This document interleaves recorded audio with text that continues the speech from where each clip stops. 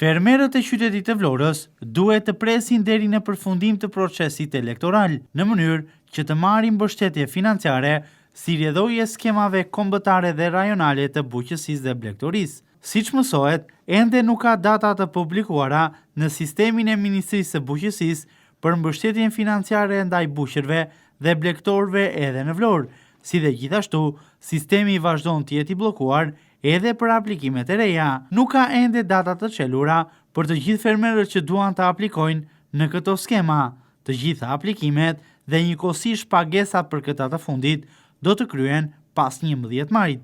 Për mos të patur ndikim në fushatën elektorale dhe në procesin zgjedhor, janë ndalur të gjitha aplikimet në skemën e bujqësisë dhe blegtorisë. Gjithashtu, për gjithë ata fermerë të cilët kanë aplikuar në skemën kombëtare të përgjithshme, aplikimet janë pranuar, janë konfirmuar, por deri më tani nuk është hedhur vlera monetare.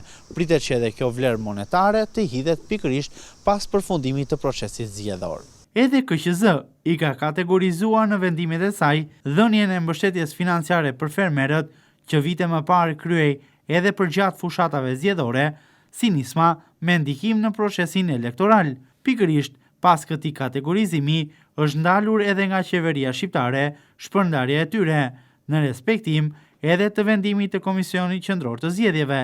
Për të gjithë aplikuesit e skemës kombëtare të bujqësisë, të cilët kanë aplikuar dhe kanë përfunduar këtë aplikim në fillimin e muajit mars, të gjitha aplikimet janë verifikuar në ministri.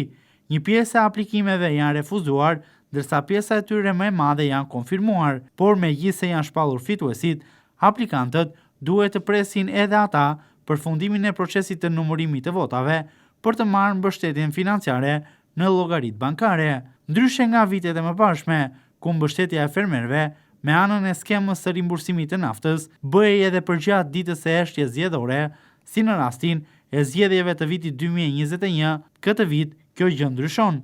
Nuk lejohet, ndaj edhe për mbështetjen e naftës, fermerët sërish duhet të presin. Por herën e parë këtë vit, është zyrtarizuar dhe një mbështetje financiare për akuakulturën, e cila nuk ka qenë më parë, e përfshirë në skemën kombëtare të bujqësisë, por edhe përfituesit e kësaj skeme, pas 11 majit, do të kenë mundësi të përfitojnë këtë mbështetje.